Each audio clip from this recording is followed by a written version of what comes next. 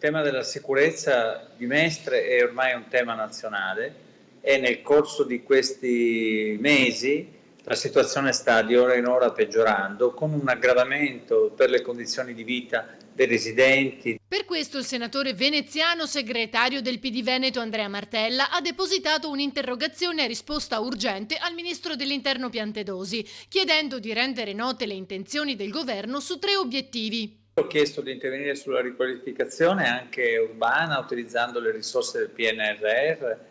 In questo senso c'è sicuramente un ritardo e non una piena consapevolezza da parte del Comune di Venezia.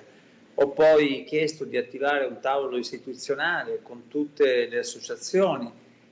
per fare in modo di costruire un piano condiviso con degli obiettivi condivisi, di rafforzare sicuramente anche il presidio delle forze dell'ordine, che devo dire è già notevole, di rafforzarlo per renderlo più efficace e insieme a questo di fare degli interventi di carattere preventivo dal punto di vista sociale. Bisogna agire in fretta ormai, soprattutto alla luce dei recenti episodi. Se pensiamo ai morti per overdose che ci sono stati a Mestre, a questa escalation bisogna rispondere con fermezza, con serietà e con efficacia, soprattutto a vantaggio dei cittadini che hanno bisogno di vivere in una città sicura,